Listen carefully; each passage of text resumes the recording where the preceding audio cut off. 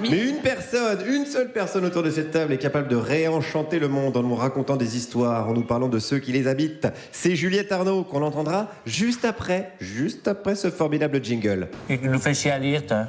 C'est pas marqué dans les livres. C'est que nous fait chier à lire tout le temps. Plus important à vivre. Juliette Arnaud. En avant les histoires.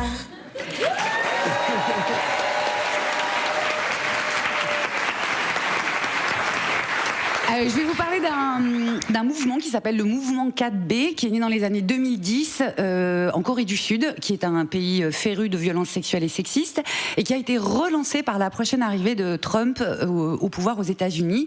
Et ce mouvement 4B, il se pose la question de comment éviter de tomber dans les pièges du patriarcat quand on est une femme hétérosexuelle. Et ben, ça sera avec 4 non. Non au mariage hétérosexuel, non aux relations sexuelles avec les hommes, non au rendez-vous romantique et non aux devoirs reproductifs. Et le truc marrant, c'est que ça a l'air d'être radical, et ça l'est, et que ça a l'air d'être ultra moderne, il y en a plein les réseaux sociaux, et ça l'est pas du tout.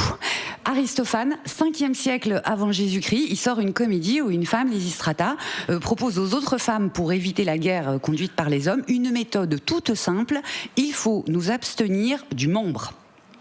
Et oui, pas de membres, pas de plaisir, voilà, si vous êtes détendu, vous vous battez pas.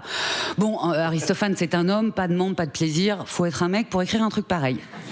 Le truc saugrenu, c'est que ça a pas trop pris cette trend, parce que oui, sinon techniquement toutes et tous, autant qu'on est, on serait pas là, sauf celles qui, comme moi, sont nées d'une licorne et d'un chien de ferme. Et ça, si vous avez 0 preuve.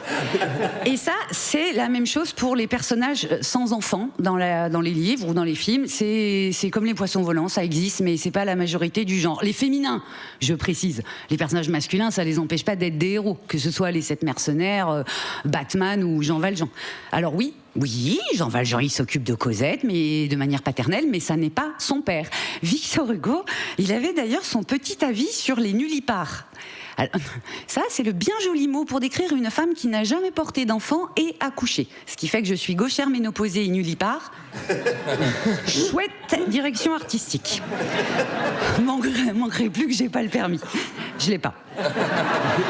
Bref, revenons-en au panthéonisé Victor Hugo dans Les Misérables. Il nous raconte à un moment Cosette, la petite malheureuse, qui n'a pas de poupée. Alors qu'est-ce qu'elle fait, mamine? Elle berce malgré tout un petit sabre en plomb emmailloté dans un chiffon. Et là, Hugo, il part dans un paragraphe délicieux où il se regarde pas du tout écrire. Je le cite: soigner, vêtir, parer, habiller, déshabiller, rhabiller, enseigner, un peu gronder, bercer, dorloter, endormir, se figurer que quelque chose et quelqu'un, tout l'avenir de la femme est là. Et si c'est pas assez clair, fin du paragraphe, une petite fille sans poupée est à peu près aussi malheureuse et impossible qu'une femme sans enfant. Les nullipares, vous êtes nuls.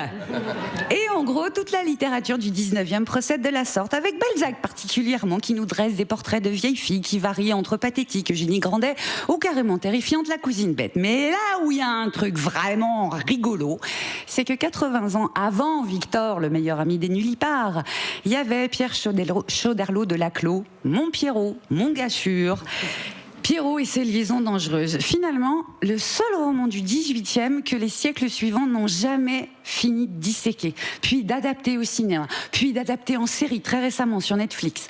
Les liaisons dangereuses, c'est 4 personnages féminins centraux que tout semble opposer, et que tout oppose en fait. La libertine, Merteuil, la prude, Tourvel, l'innocente, Cécile de Volanges, et la vieille dame retirée des affaires, Madame de Rosemonde. Et pourtant, elles ont toutes un point en commun que jamais personne ne relève. Ce sont toutes les 4 des nullipares. Et là, il y a des âmes avides dans des coups qui vont me rétorquer que c'est sans doute un effet du hasard. Alors quand on est un écrivain comme Hugo ou Balzac, c'est-à-dire qu'on se regarde beaucoup écrire, ça serait possible, mais pas mon Pierrot, pas un gars militaire de formation. Le hasard, c'est précisément ce qui traque. Les liaisons dangereuses, c'est 500 pages aussi précisément installées qu'une partie d'échecs entre Garry Kasparov et l'ordinateur Deep Blue. 4 personnages féminins, 4 propositions de tentatives de survie à une société qui veut les femmes à une place de soumission. Eh ben, il n'y en a pas une d'entre elles qui est occupée à habiller, rhabiller, déshabiller, gronder un peu, bercer. Le truc cocasse, c'est que moi, ce bouquin, j'en ai fait ma Bible, et ça aussi, ça fera charmant sur ma pierre tombale. Merci beaucoup, Juliette. Juliette Arnaud.